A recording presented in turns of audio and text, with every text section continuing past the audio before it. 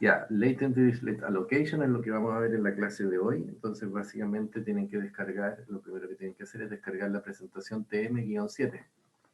Ya, TM-7 que está ahí en la pestaña Unidad 2, Carpeta Presentaciones. Ya, TM-7. ¿Qué vamos a hacer? Bueno, Topic Models, ese es el contexto. Vamos a seguir con esta idea de modelo generativo de texto, ¿no? Que después se va a retomar cuando ingresemos a la parte de procesamiento con redes neuronales de texto, que ya viene en la siguiente unidad. Entonces, esta idea que originalmente viene desde los topic models consiste en que, bueno, uno genera un texto, alguien escribe un texto con ciertas temáticas que quiere tocar en ese texto, que quiere desarrollar en ese texto.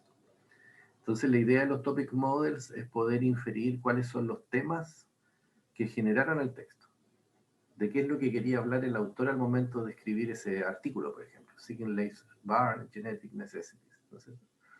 Entonces lo que ese diagrama muestra, que he hecho un diagrama de David Blake, donde explican Communication of the ACM, los Probabilistic Topic Models, el año 2012, es que uno tiene, aquí hay que fijarse en algunas cositas del diagrama que son importantes para entender esta aproximación. Que inicialmente lo que uno tiene es eso. Ya, ese es como el supuesto. ¿Qué es lo que son esas barritas? Son las probabilidades de los tópicos.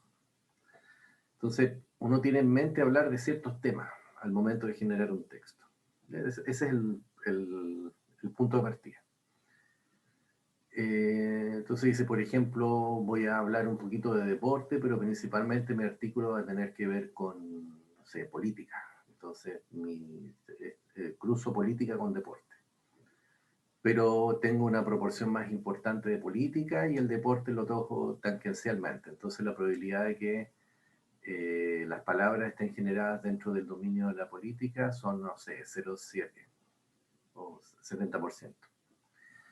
Y del deporte, 30%. Entonces, dependiendo de eso, uno empieza a escribir algo y a lo largo del texto, que es lo que uno va escribiendo acá, ¿no es cierto? Ese texto uno lo escribe de manera secuencial. Las palabras van siendo muestreadas a partir de los vocabularios que están condicionados a los tópicos de los cuales el documento habla. ¿Ya? Las palabras son muestreadas desde los vocabularios y los vocabularios están condicionados a los tópicos de los cuales el documento en específico habla. ¿Ya? Esa es como la idea. Entonces, ¿qué quiere decir eso? Quiere decir de que yo tengo un conjunto de tópicos que son los que están en la cajita verde y tengo un conjunto de, entonces, lo que hago es muestrear. Entonces, cuando yo tengo, por ejemplo, en este caso,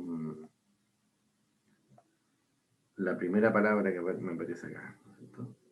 Entonces tengo ahí la palabra que no se alcanza a ver, digamos, está muy chiquitita la letra de la imagen, pero básicamente esa palabra es muy probable que haya surgido desde este tema, ¿ya? Desde ese tema. Entonces, eh,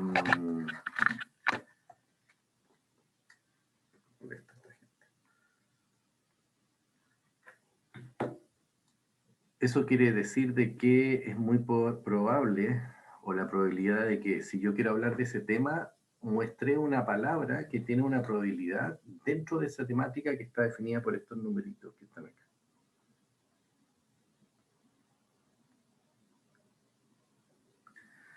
Entonces, ¿qué es lo que es un tópico? Un tópico es un listado de palabras con probabilidades de ocurrir, dado que conozco el tópico del cual estoy hablando. Entonces, si se fijan, por ejemplo, pueden haber algunos temas o tópicos, eso es sinónimo en este contexto, en los cuales las palabras se pueden repetir. No sé si aquí tengo un buen ejemplo, pero algo así como...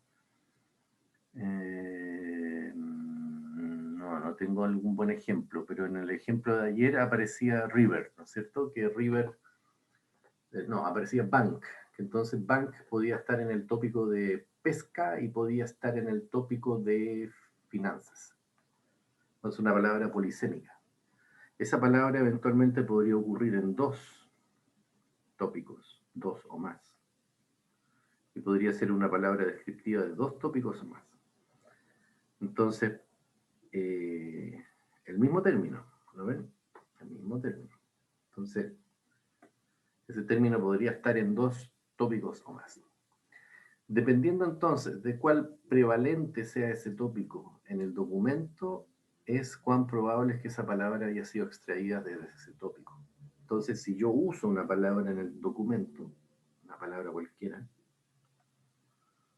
no sé, por ejemplo, DNA, me parece ahí la segunda palabra del tópico amarillo que tiene que ver con genética, es mucho más probable que yo lo haya extraído desde el tópico amarillo que desde otro, en donde va a tener una probabilidad mucho más baja probablemente de ocurrir.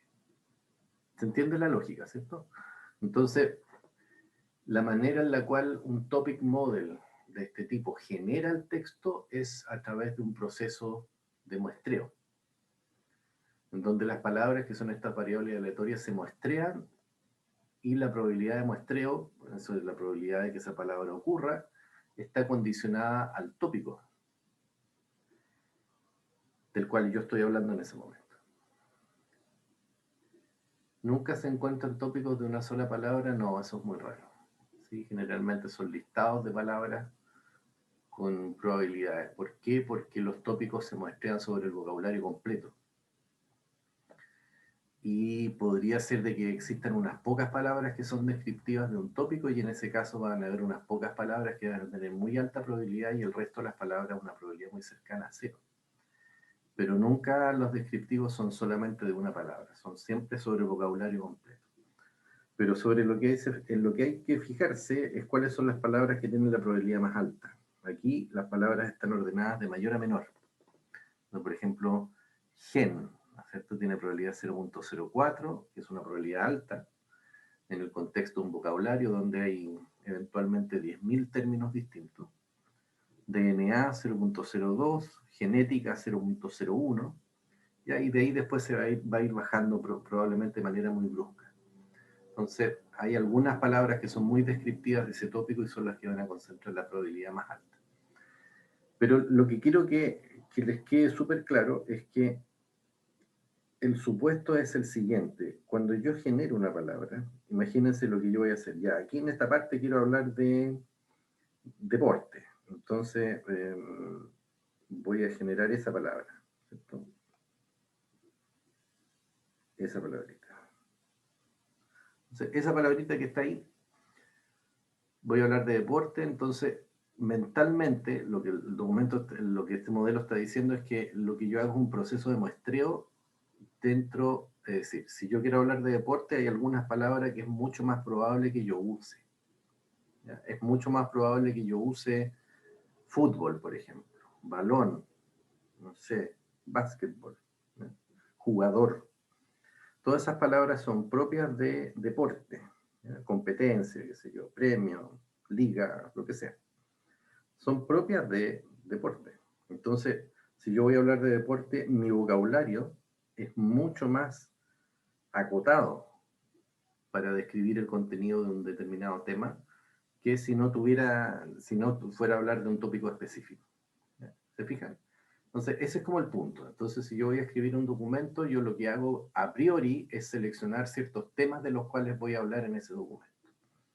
Y dado que selecciono esos temas, hay algunas palabras que son mucho más probables que ocurran, porque esas palabras se usan más en ese contexto. Entonces, el tópico es como una especie de contexto. ¿Ya? El contexto temático en torno al cual voy a redactar el documento. Rodrigo me pregunta si el vocabulario en los tópicos debería estar lematizado. Sí, es buena idea lematizarlo para que el topic model esté un poquito más controlado. ¿Ya? El vocabulario del topic model esté más controlado. Para evitar, por ejemplo, que me aparezca gen y genes, o genética y genéticas, o genético. Entonces, todas las distintas derivaciones que pueden haber, ya sean léxicas o semánticas, de una misma palabra, me interesaría que se representaran dentro de una clase de equivalencia. Así que es muy buena idea lematizar antes de construir el topic model. Eso, se entiende la idea, ¿cierto? Entonces, Bueno, básicamente, con esa idea en mente, vamos a trabajar con un modelo generativo que parte de una distribución de probabilidades de Dirichlet. ¿Ya? La distribución de probabilidades de Dirichlet es una distribución que es muy útil para generar, digámoslo así, muestreo sobre distribuciones multinomiales. El tema está en que yo lo que tengo que hacer es muestrear palabras. Bueno, primero tengo que muestrear tópicos, ¿se fijan? Porque para generar un documento tengo que elegir los tópicos de los cuales voy a hablar. Entonces, más o menos lo que uno va a tener es como una cosa así. A ver, algunos tópicos que eran de una probabilidad más alta, que sea. ¿Ya? Imagínense lo que es así. Después eso se discretiza. ¿Ya? Pero básicamente eso es lo que puede ir pasando. Entonces,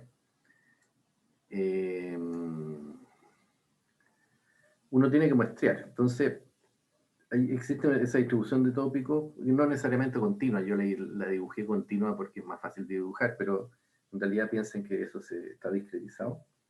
Entonces hay algunos tópicos, no sé, el tópico 1, el 2, el 3, el 4, el 5, el 6, el 7, que tienen distintas probabilidades de ser muestreados, así como mostraba en la lámina anterior, ¿no es cierto? En esa, ¿no es cierto? Tenemos la barrita. Entonces hay que mostrar esa barrita. Y supongan entonces que tenemos K tópicos. Ya. Entonces tenemos K tópicos y esos K tópicos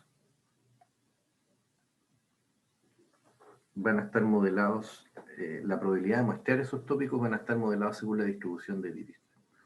¿Por qué es importante la distribución de Dirichlet? Fíjense, los parámetros de la distribución de Dirichlet son los alfa. Si tengo K tópicos, tengo K parámetros. Y esos parámetros, fíjense acá, hay que entenderlo muy bien, corresponden a los exponentes de esa distribución. Los parámetros que están en la base, los parámetros teta, ¿no es cierto?, que están ahí. Por ejemplo, aquí aparece teta 1, en rigor este que está aquí al último debería ser teta acá, para que esté correcto. Están fijos. ¿Ya? Entonces esos valores están fijos. Pero lo que uno ajusta en la distribución de Dirichlet son los alfa. Entonces, los teta quedan condicionados a los alfa. ¿Qué es lo que se escribe acá? Entonces, uno fija los alfa, o digámoslo así, los sintoniza, y eso me genera un vector de parámetros teta. ¿Ya? Teta 1 hasta teta acá. Entonces, aquí va a aparecer un vector de parámetros. Un vector. Digámoslo así, con una flechita. ¿Ya? Es un vector. Que están condicionados a los alfa. Entonces, esa distribución hace algo bien simpático. Primero, los alfa están en los reales positivos.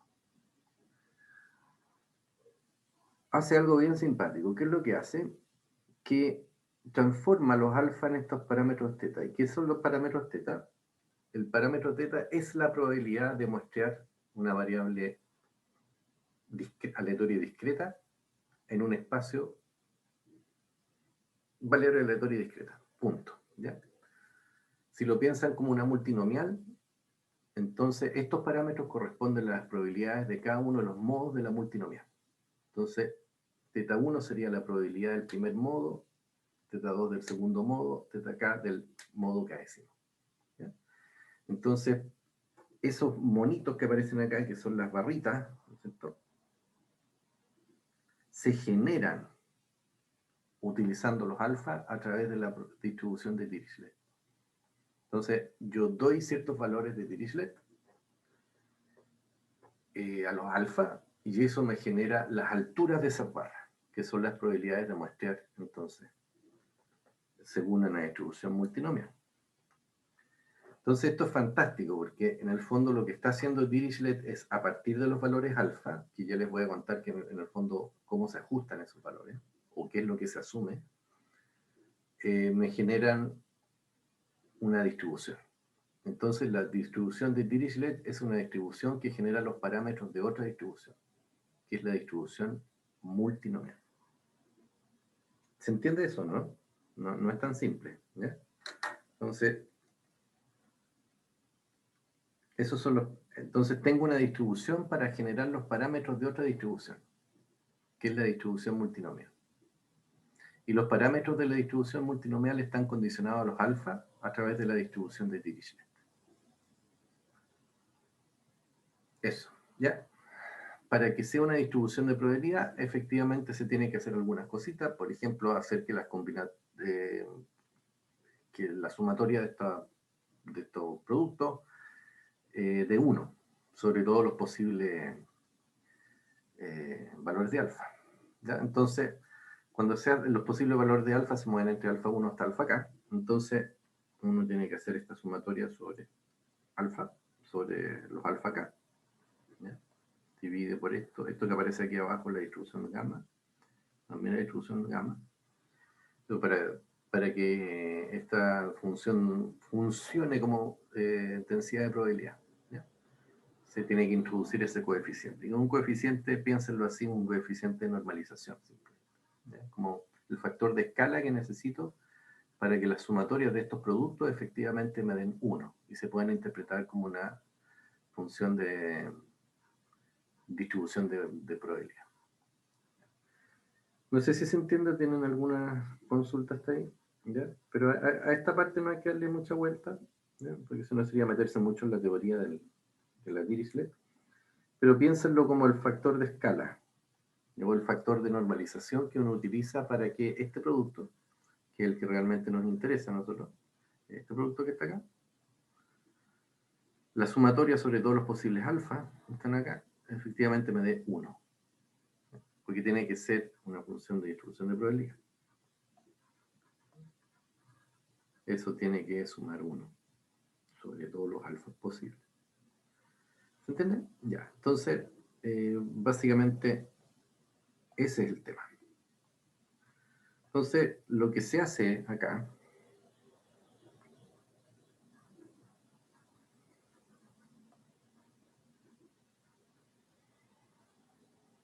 a eso se le llama la conjugada de la multinomial, ¿sí? Cuando uno dice que hay una distribución cuyos parámetros están condicionados por otra distribución, eso se llama la conjugada. Entonces, la multinomial, la Dirichlet es la conjugada de la multinomial. Ya, parámetro, entonces. Y además aparece la distribución de gamma, que ya la mencioné. Entonces, ¿en qué consiste esto del modelo LDA generativo? Por eso recibe el nombre de Dirichlet, ¿ya? Porque utiliza la distribución que está ahí. ¿En qué consiste? Consiste en que primero vamos a muestrear un n, que va a ser el largo del documento. Esta parte probablemente es la menos importante. El n podría estar fijo, ¿ya? Pero los autores dicen que lo que hay que hacer es utilizar una distribución de Poisson con parámetros psi, si mal no recuerdo, o bar phi, no, sí, esa letra es sí. Y eso me da largo el documento, que tiene que ser un entero, ¿ya? Un entero. Ese n mayúscula podría ser un parámetro o podría ser muestreado a partir de esta distribución que estoy indicando ahí. Ya, eso no es tan importante. Lo que viene a continuación sí que es súper importante, que es, así que eso lo vamos a borrar. Esta parte de aquí, préstenle mucha atención. Los tópicos del documento se muestran así. Uno utiliza la distribución de Dirichlet y tiene los parámetros alfa. ¿Ya? Esto es súper importante porque después cuando tomen el algoritmo tienen que saber qué es lo que significan los parámetros alfa que están seteando, ¿ya? Entonces los parámetros alfa son los que determinan los parámetros teta. En el fondo tienen una función de distribución que genera un vector de parámetros. Esto que es el vector de parámetros de la multinomial. Y eso es lo que se está generando aquí. Así que en rigor, acá lo que está apareciendo es un vector. ¿Me siguen o no? Ahí lo que hay es un vector. Como hay un vector de parámetros, que son estos que están acá, lo que genera la distribución de Dirichlet es un vector de parámetros también. Y esos son los altos de las barritas, ¿no es cierto? Las probabilidades de los tópicos.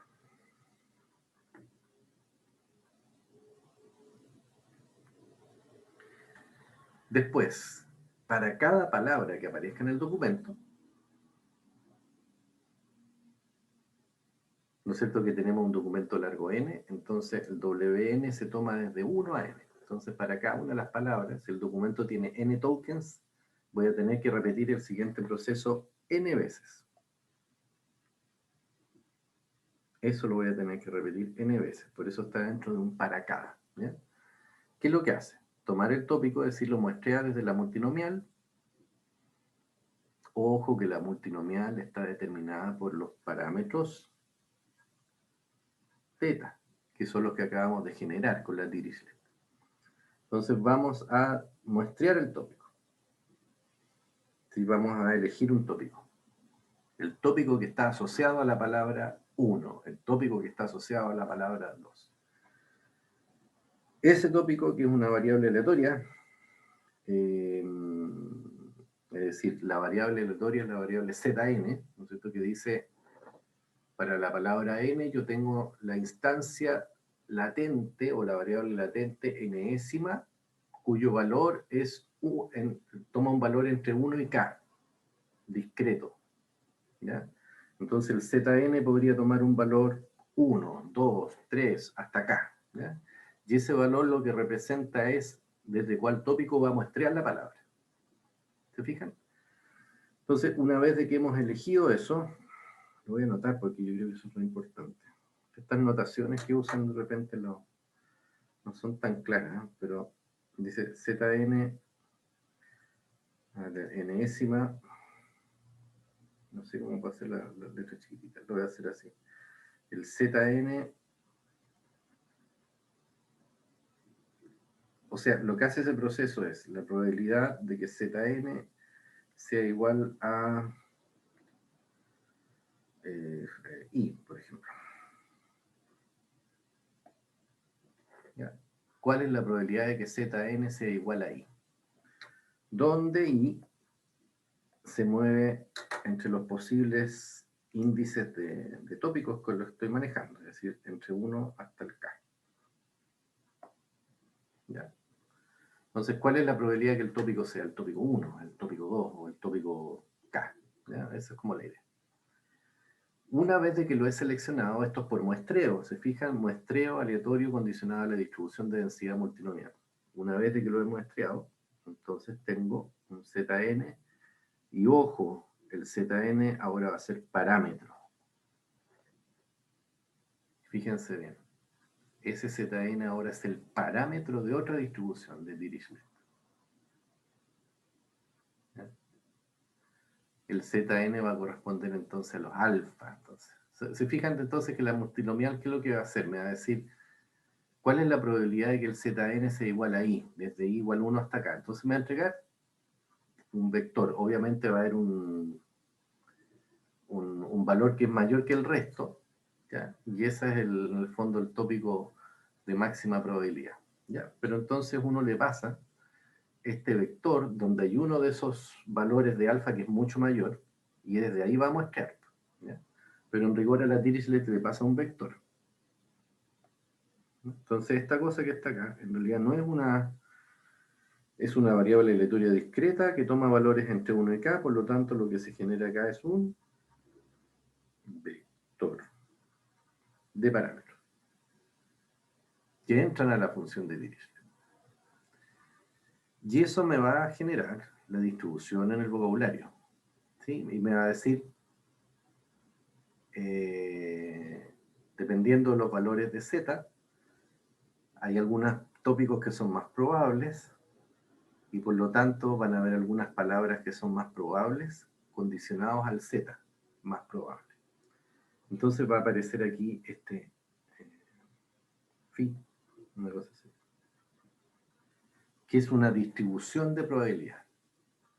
Y esa distribución de probabilidad, a su vez, se coloca dentro de la multinomial. Es decir, tengo una nueva distribución de parámetros. La única diferencia está en que esta multinomial barre el vocabulario. ¿Ya? Y esta distribución multinomial que tengo acá barre los tópicos. ¿Ya? Los tópicos. Entonces, finalmente, dependiendo del vector z y el b, yo lo que voy a hacer es generar una distribución de vocabulario que va a estar condicionado por el z más probable. Y ese me va a dar el phi. Ese phi se coloca en la multinomial, que son las probabilidades de mostrar cada uno de los términos. ¿Qué quiere decir que barra el vocabulario? Que en el fondo lo que yo tengo es sobre el vocabulario un conjunto de barritas, que son las probabilidades de mostrar cada uno de los términos. Entonces, esa distribución de muestreo de los términos está condicionada por el z, que es más probable, que es el que escogimos acá. Y eso es lo que va a determinar cuál es la palabra que finalmente voy a usar. Entonces hay un proceso encadenado, digámoslo así, de generativo. Es un proceso que encadena, y el truco de LDA, piénsenlo siempre así, sobre todo los que se van a dedicar en investigación, el truco está en que la salida de una distribución después para encadenar la otra distribución, y esto va generando las probabilidades condicionadas, el truco está en que uno utiliza esa salida para definir los parámetros de la siguiente distribución. Ahí está el tema. Y todo el tema del EDA está en hacer una elección conveniente de la línea de encadenamiento. Eso. Entonces, yo me imagino que esto, como lo están procesando, no sé si lo habían, si alguien lo había visto esto antes, porque igual es esto un algoritmo súper conocido en text mining, ¿ya? A lo mejor lo han usado, pero lo que yo estoy haciendo es explicarles qué es lo que, cómo funciona, ¿no es cierto? ¿Qué es lo que hay detrás? No sé si lo habían usado.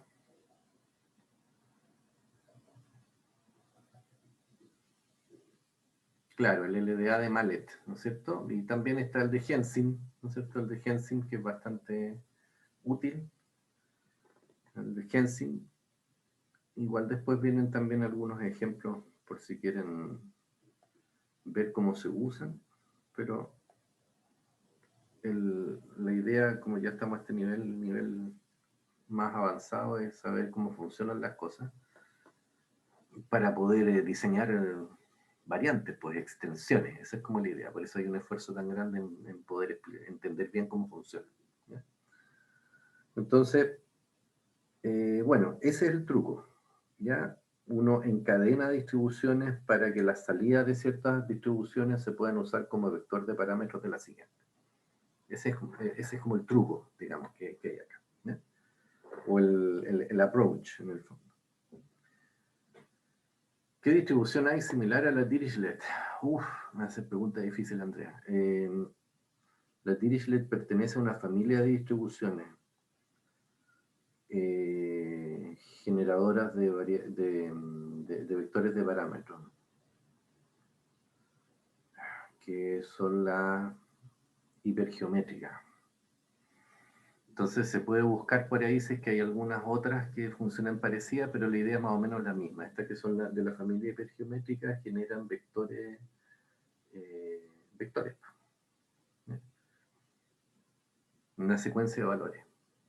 Eso genera una secuencia de valores. Ahora, en el caso de la Dirichlet, ¿por qué se usó la Dirichlet y no otra? Porque la Dirichlet es la conjugada a la multinomial, y el proceso de muestreo es un proceso multinomial.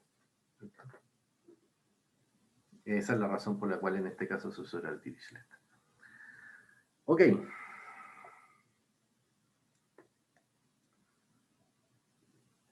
¿Cómo se representa esto a nivel probabilístico? Entonces, lo que se hace es utilizar los platós que les expliqué ayer. ¿Ya? Entonces, básicamente la idea es muy parecida, pero está un poquito más. Tienen que empezar a dominar este lenguaje, el lenguaje gráfico. ¿Ya? Miren, pongan atención acá. ¿Qué es lo que representan los nodos grises?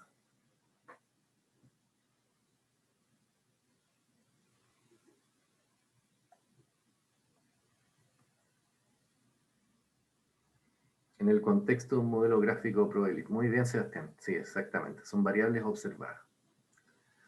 ¿Qué es lo que representa un nodo blanco? Como el Z ese que estoy presentando ahí.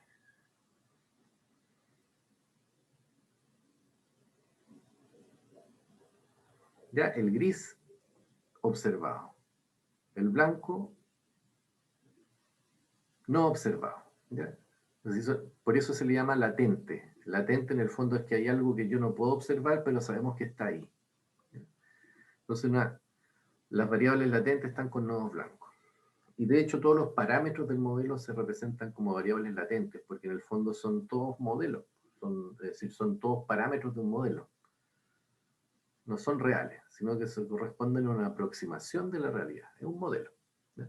Entonces todos van con blanco. No son los datos, estos no son datos, sino que esto es lo que uno cree que generó los datos. Hay una verosimilitud, ¿no es cierto? Siempre un modelo hay una función de ajuste a los datos. ¿Ya?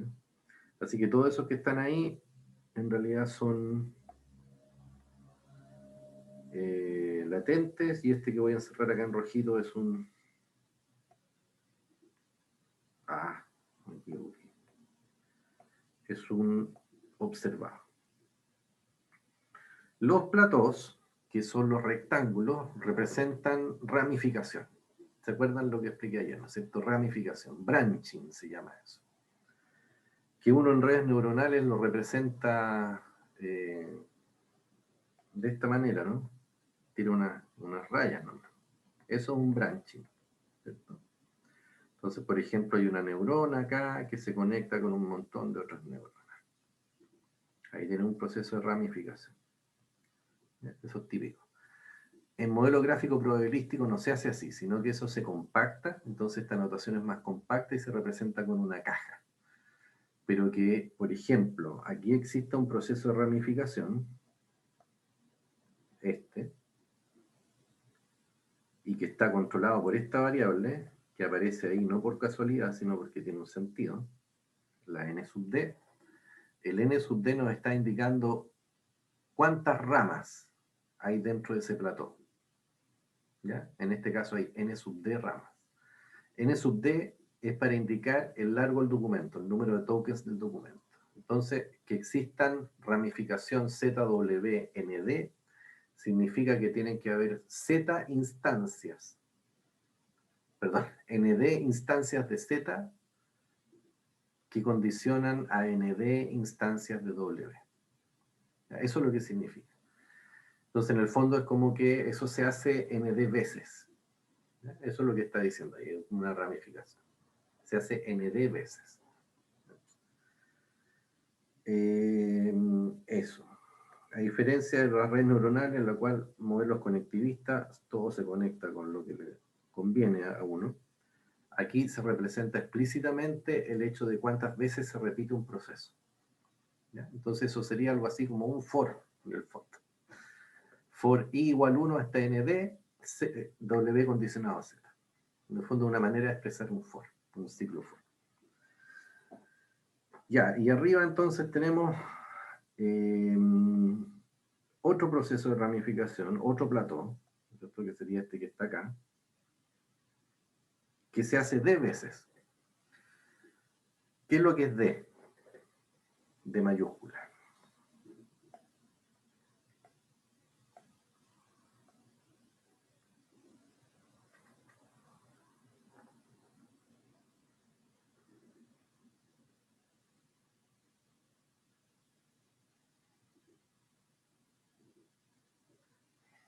Muy bien, Benjamín. La cantidad de documentos. Claro, la cantidad de documentos en el corpus que estamos modelando. Entonces, si el corpus tiene D documentos, eso quiere decir de que tengo que hacer D veces, tengo que crear D platos distintos, ¿ya? Entonces, va a haber una ramificación con 10, o dicho en un lenguaje más simple, ese proceso se repite D veces, ¿ya? Se repite D veces el proceso de que, ¿cuál proceso es el que se repite?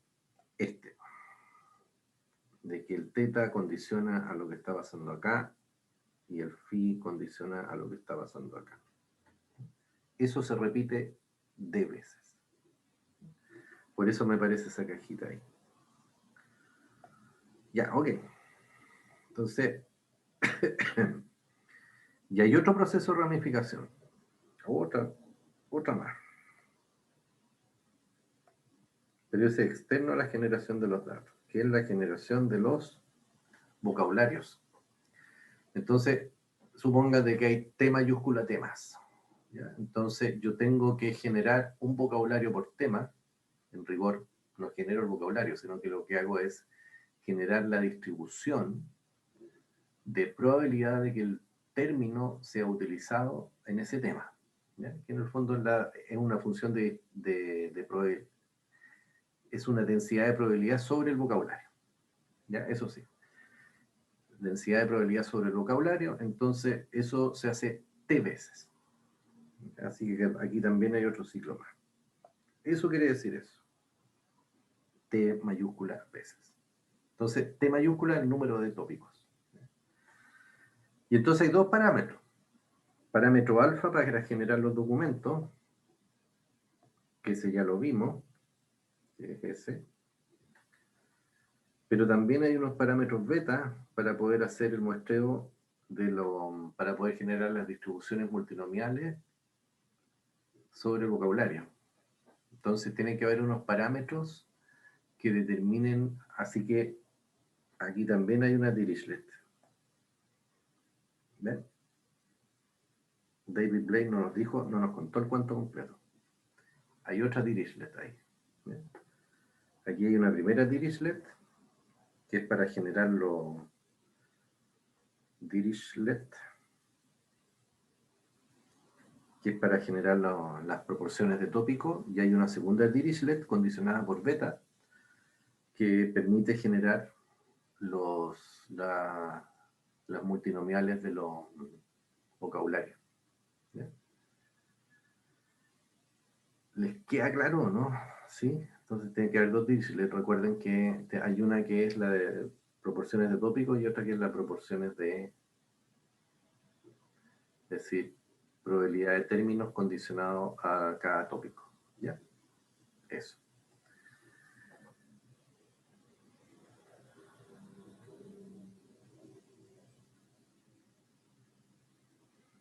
Ya. Dicho todo eso, entonces, en rigor, si uno lo quisiera representar matricialmente, ¿con qué se va a encontrar uno? Adivinen, con dos matrices. La matriz D cruz K y la matriz D cruz K, donde D son, que en el fondo es la matriz término documento, pero que está factorizada ahora en dos factores. El factor términos contra tópicos y el factor tópicos contra documentos. Entonces voy a tener dos matrices. ¿Ya? Así que todo este show en el fondo es para calcular dos matrices. Esa y esa. ¿Ya? La matriz T y la matriz gamma.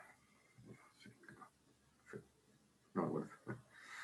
Ya, entonces tienen esas dos matrices. Y el punto está en que si yo hago el producto, voy a tener una buena aproximación de la matriz término documento original. Así que en el fondo todo este cuento, todo este show, es para poder obtener una descomposición matricial en dos factores.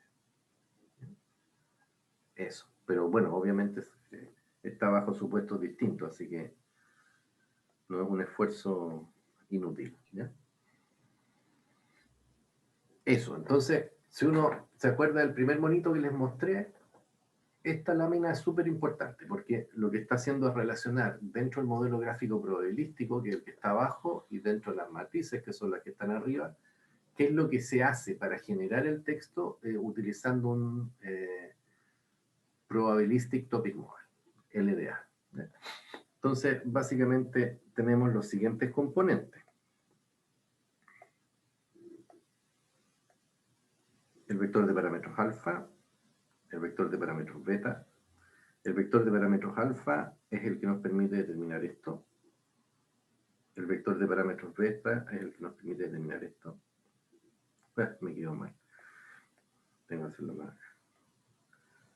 Esto, ok. Ahí están los betas, ¿no es cierto? Que eso se hace T veces. Si hay T tópicos, entonces necesito un vector beta de dimensionalidad T para que yo pueda alimentar con eso una distribución de Dirichlet que me genere los parámetros de los...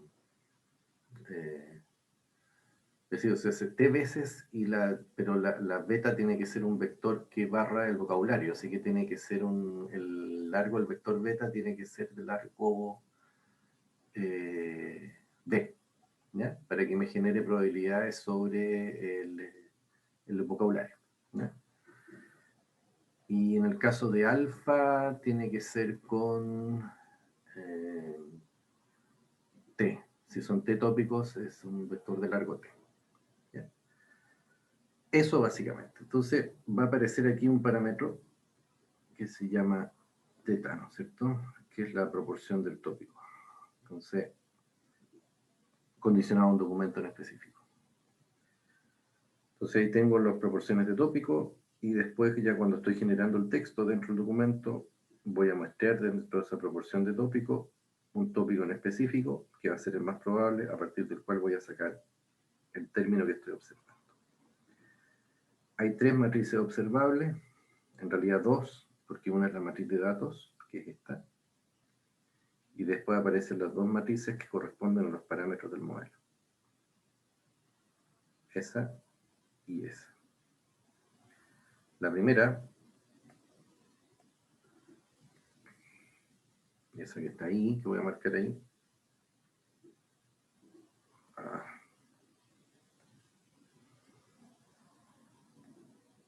Esta matriz, ¿ya?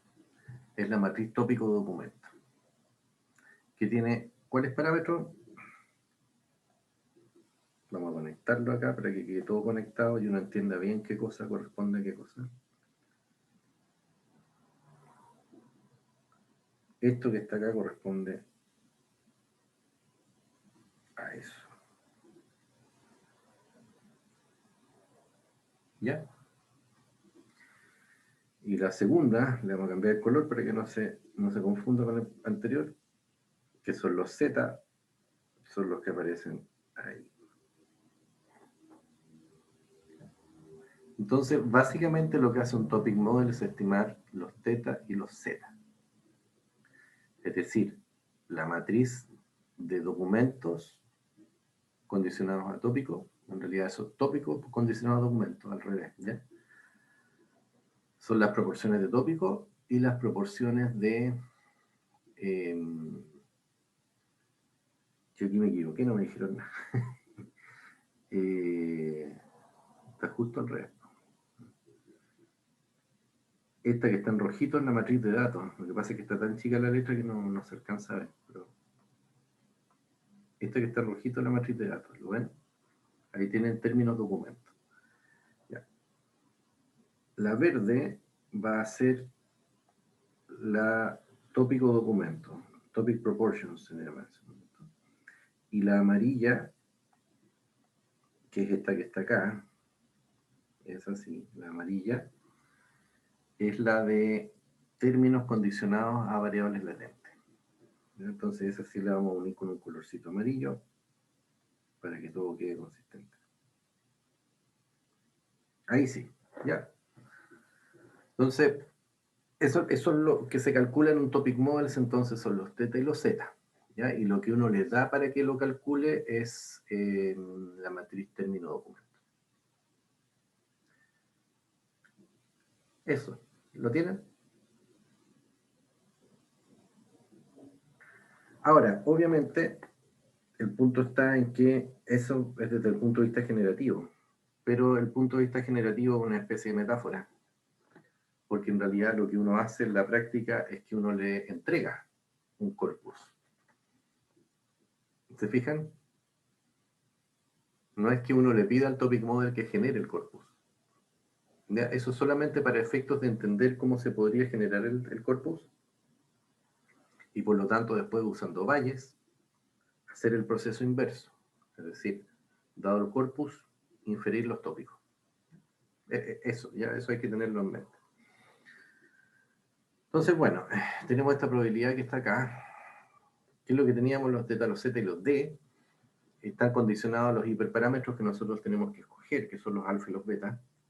Estos son los hiperparámetros de LDA, alfa y beta. Esa probabilidad, distribución de probabilidad, sorry, no sé, está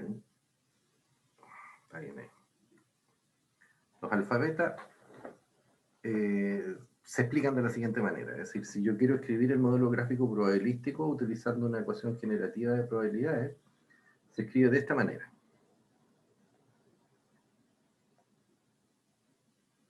Teta está condicionado con alfa, Z está condicionado con teta, W está condicionado con Z y con beta a la vez, porque beta de alguna manera lo que hace es determinar las probabilidades de los términos para un tópico determinado. Entonces cuando yo muestreo un tópico, estoy a la vez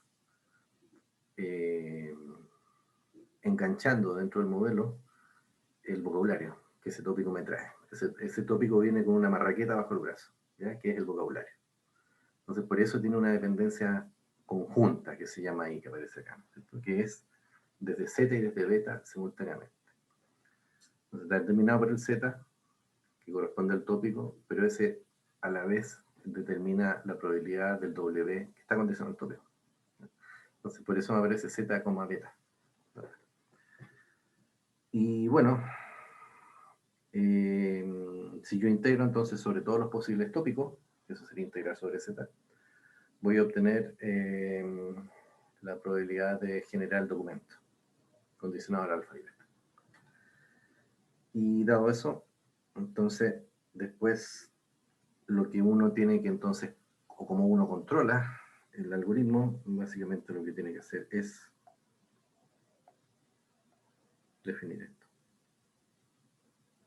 que son los parámetros de Dirichlet para los tópicos y los vocabularios.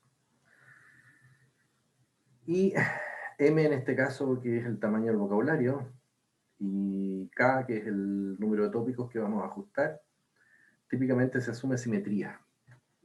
¿Ya? Eso porque uno a priori no quiere decirle al modelo, no quiere introducirle un sesgo al modelo, decirle, mira, quiero que le des más probabilidad a un tópico por sobre otro. Uno generalmente asume simetría. Entonces todos los tópicos son igualmente probables en la primera iteración y después eso se va ajustando en la medida que ajustamos los parámetros del modelo, ¿ya? Pero usualmente se asume al inicio que todos son iguales. Y esos alfa no se tocan, quedan así, ¿ya? Lo que se va a ir ajustando es lo que está encerrado en amarillo arriba, ¿ya? Que es el teta condicionado a alfa, el W.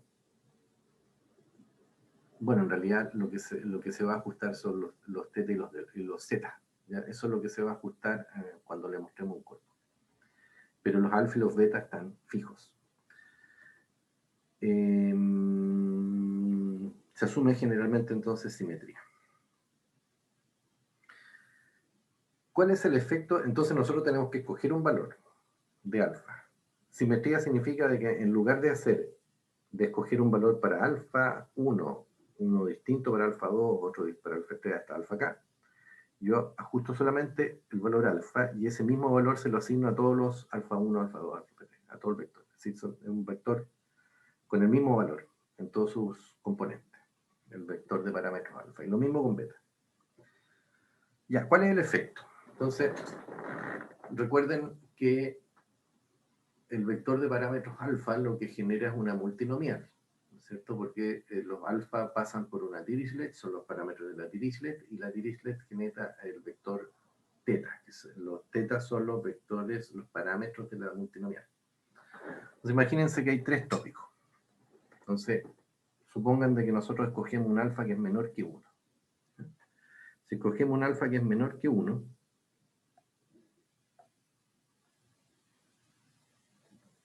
el efecto que eso produce sobre la masa, sobre la distribución de probabilidad, es que ésta se va a concentrar en torno al medio del simplex.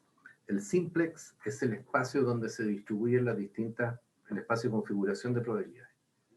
Entonces, hay tres tópicos, el simplex es un triángulo. ¿Ya? ¿Qué quiere decir simplex? No sé si esto lo habían visto antes, puede ser que sí, probablemente. Quiere decir de que si yo muestreo desde acá, este es el espacio muestral que determina la distribución de probabilidad. Si yo muestreo desde acá, por ejemplo, hay un puntito chico. Quiere decir que es muy probable de que el tópico sea el tópico 3. ¿Ya? Pero si yo muestreo al medio, quiere decir de que los tres tópicos son igualmente probables. Entonces, el simplex lo que está determinando es cuál es el nivel, cuáles son las alturas de esas barritas, ¿no es cierto? De las barritas que veíamos al principio. Entonces, yo lo que quiero saber es cuáles son las alturas de esos tres tópicos. ¿Cierto? Entonces, yo tengo que muestrear aleatoriamente desde ese simplex algún punto, pero condicionado a esa distribución. Entonces, ¿qué significa que el alfa sea menor que 1?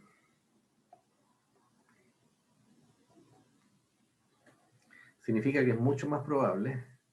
A ver, mientras el color es más oscuro, significa de que ahí está más alto. Es como que hay una superficie que se está saliendo de la pantalla, hacia donde ustedes están mirando. ¿Ya? Entonces son como unas líneas de contorno. ¿Ya? Entonces me están dando una idea de cuánta masa hay ahí, cuánto está almacenado. Siempre la masa obviamente se distribuye uniformemente, isométricamente en torno al centro del simplex. Si el alfa es menor que 1, eso quiere decir de que es mucho más probable que yo muestre parejo, ¿no? Porque va a haber más probabilidad concentrada en torno al centro del simplex. Entonces, mucho más probable que se me generen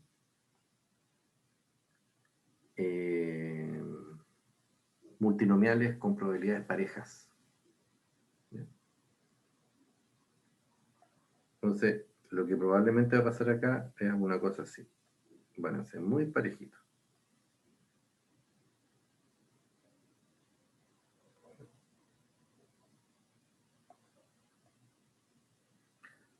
¿Me siguen, cierto? Porque hay más masa en torno al centro del simplex. Si alfa es mayor que 1, la masa se distribuye a lo largo de todo el simplex. Entonces es mucho más probable que ocurra algo como esto.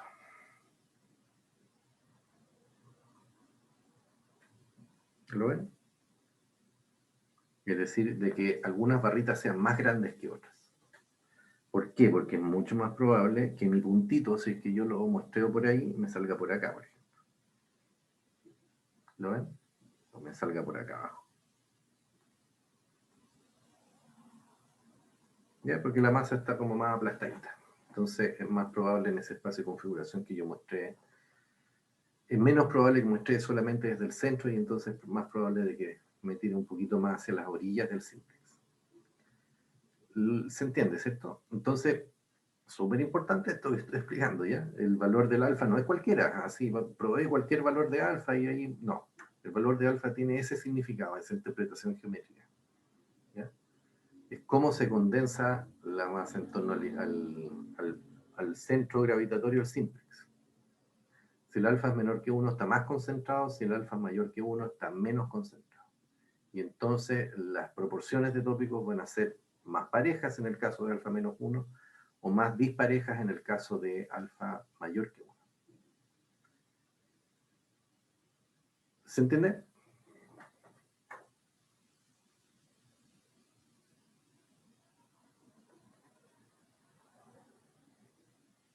Entonces tienen que escoger el alfa. Lo mismo con beta, ¿ya? El beta también. ¿Ya? También hay que escogerlo. Hay que considerar exactamente lo mismo.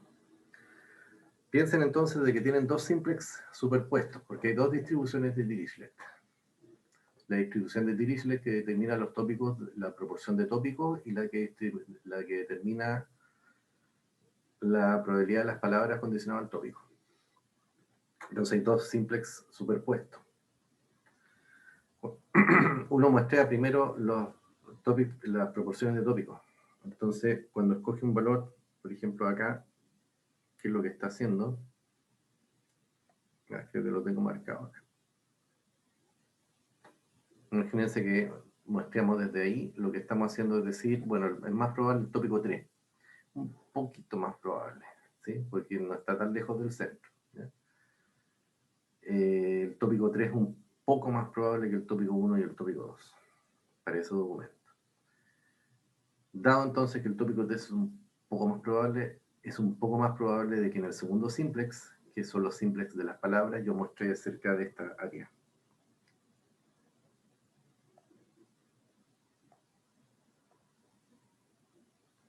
Alrededor, ¿no es cierto? Que tome algunos puntitos de acá en realidad. Entonces, todo esto que aparece acá es mucho más probable de que sea muestreo. ¿Lo ven? Eso es lo que pasa. Entonces, hay dos simplex superpuestos. Entonces, el problema de inferir LDA es un problema bien sofisticado. ¿Ya? Pero básicamente el mismo problema de ayer. No se hace con EM. ¿Ya? El PLCA que vimos ayer se hacía con el algoritmo EM. ¿Se acuerdan? Pero aquí hay un problema adicional. El problema adicional es que tenemos unas distribuciones conocidas, que son las distribuciones de Dirichlet y las multinomiales. Entonces, inferir LDA no es tan trivial como ayer, donde en el fondo no existían priors distribucionales. Aquí sí hay priors distribucionales, los de Dirichlet y los de multinomiales. Como el modelo PLCI es free,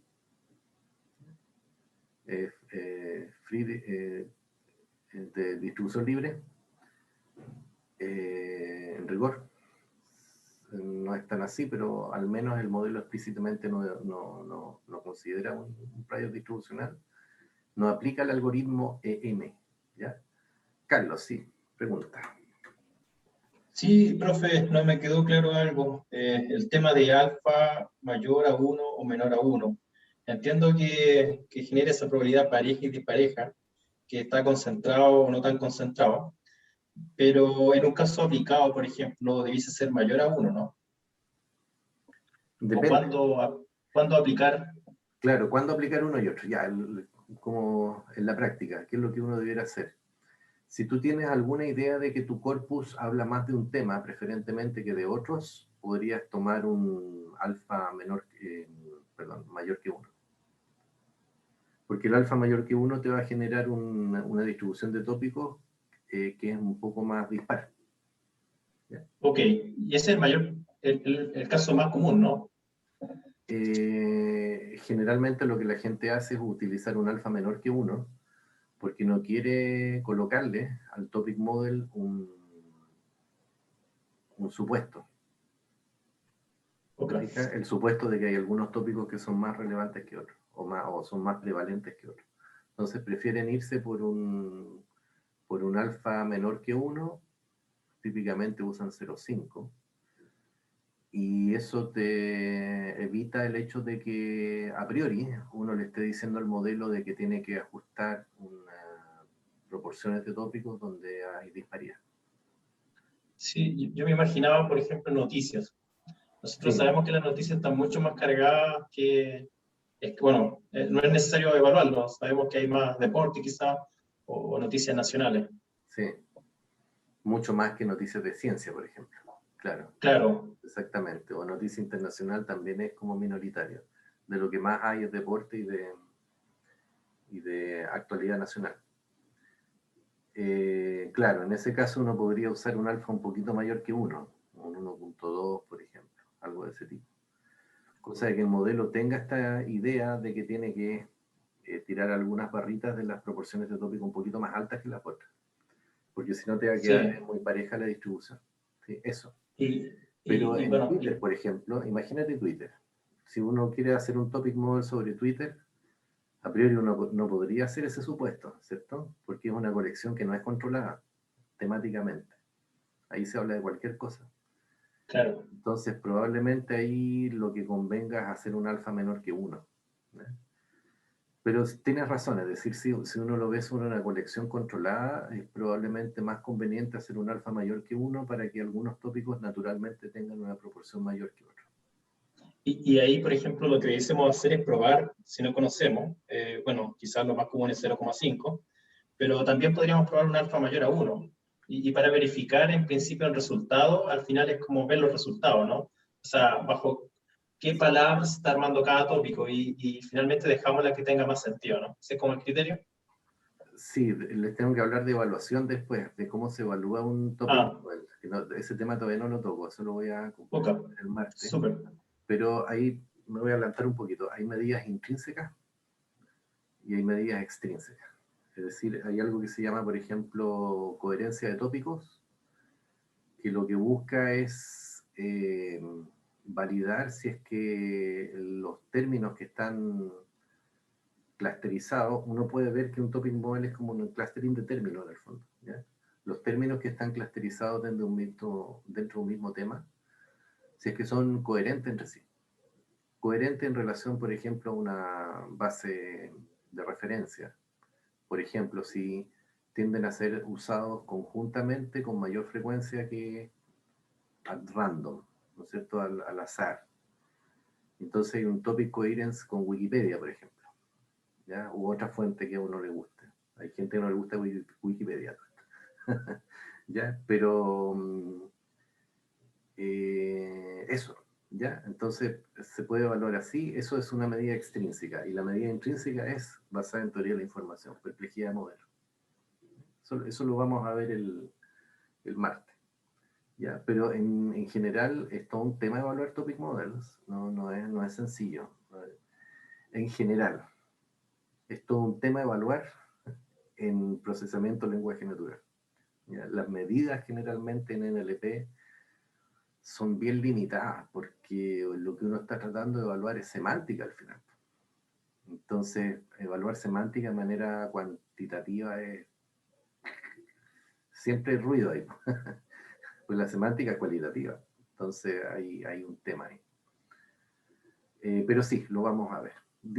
Andrea me pregunta si no se filtra con el hashtag en Twitter. El hashtag. Claro, un hashtag es un subtópico. ¿Ya? Un hashtag, por ejemplo, puede tener un tópico, es algo más general, ¿ya? Porque te determina un vocabulario específico, ¿cierto?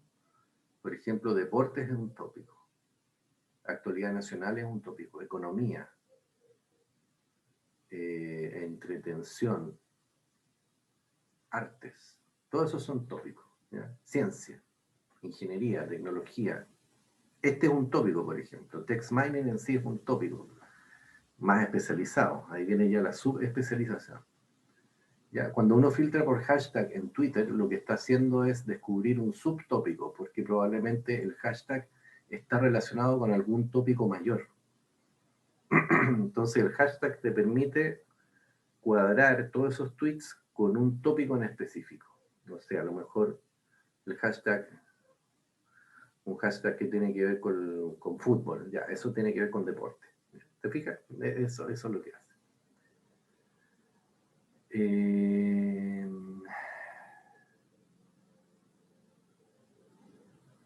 ¿Por qué se dice que en Twitter se habla de todo? Porque en general no está controlado temáticamente. ¿Ya? No está controlado temáticamente. A diferencia, por ejemplo, de una base de referencia como podría ser PubMed, donde solamente se habla de medicina, o DBLP, donde solamente se habla de ciencia de la computación. ¿Te fijas? Entonces, temáticamente no está controlado. Tú puedes hablar de cualquier cosa. Ahora, de todas maneras, hay algunos tópicos que son más prevalentes que otros en Twitter, eso es claro. ¿Ya? Pero no hay control temático. ¿Ya? Es abierto, absolutamente un espacio abierto. ¿Qué más? ¿Más consultas? Creo que no hay más consultas. Ya, entonces voy a volver acá al problema de la inferencia y me voy a quedar ahí, porque ya se me está acabando el tiempo de la clase. Entonces, quería dejarlos con este problema, que en el fondo es el siguiente, que es hacer inferencia de LDA no es trivial porque uno colocó dentro del modelo unos priors distribucionales, que son los de Dirichlet y los multinomiales. Entonces, no se puede aplicar directamente el algoritmo EM, porque el algoritmo EM es distribucional libre. ¿Ya? Si se fijan, ayer en PLSI no teníamos ninguna distribución, ningún prior. Solamente un modelo que está basado en cuentas, ¿no es cierto? Que uno va contando ocurrencias. Se cuenta directamente a partir de la matriz término-documento. En el caso de LDA eso no es así porque nosotros introdujimos unos priors para generar el proceso de muestreo sobre el multinomial, ¿cierto? Entonces, ahí hay un problema. Entonces, tenemos los parámetros del modelo que están condicionados a hiperparámetros y lo que vamos a tener que, en el fondo, resolver es esto, encontrar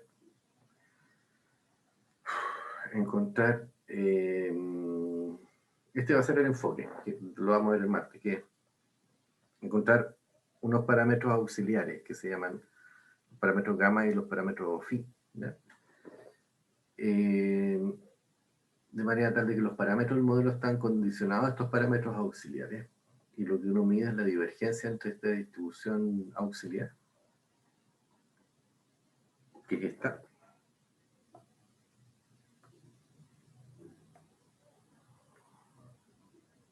Entonces uno introduce unos parámetros, unas variables que nos van a ayudar aquí a poder resolver el problema de inferencia, que son estas que están acá. Y uno transforma el problema de inferencia de teta y zeta en inferencia de gamma y phi. ¿Ya? ¿Qué es lo que aparece ahí? Y lo que mide en rigor es una divergencia entre una nueva distribución de probabilidad, que es la distribución de probabilidad Q, y la distribución de probabilidad P, donde sabemos que la P es la que realmente me interesa, pero para eso tenemos que introducir una nueva distribución, que es la distribución Q. Está acá. ¿Ya?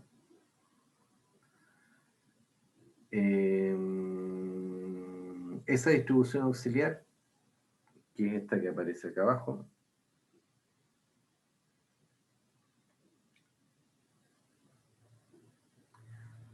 la necesitamos introducir para poder hacer el cómputo de la distribución P.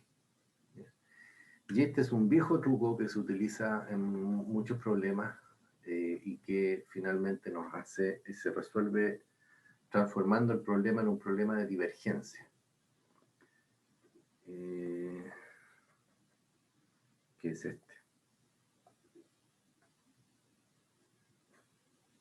Encontrar los parámetros que minimizan la divergencia Kullback-Leibler entre la distribución Q y la distribución P.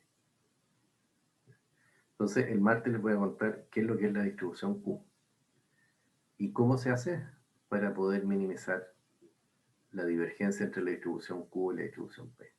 Esto se ha hecho varias veces, por ejemplo, es muy parecida al enfoque que toma Van Maten y Hinton en TSNE. Ustedes ven TSNE, también se introduce la distribución Q, que en el fondo es la distribución de la proyección de los datos, ¿no es cierto? Tengo P en el espacio original y Q en el espacio reducido. Y lo que uno optimiza es o lo que minimiza es la divergencia entre P y Q. La misma idea acá. Entonces vamos a definir una distribución auxiliar. Solamente que esta distribución auxiliar después se descarta, no se usa para otra idea. No se usa con otro propósito que en realidad calcular P. El objetivo acá es calcular P. ¿Ya?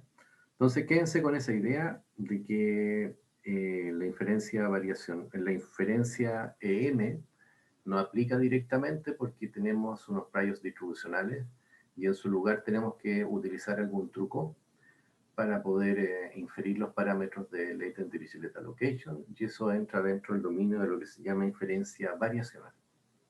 ¿Ya?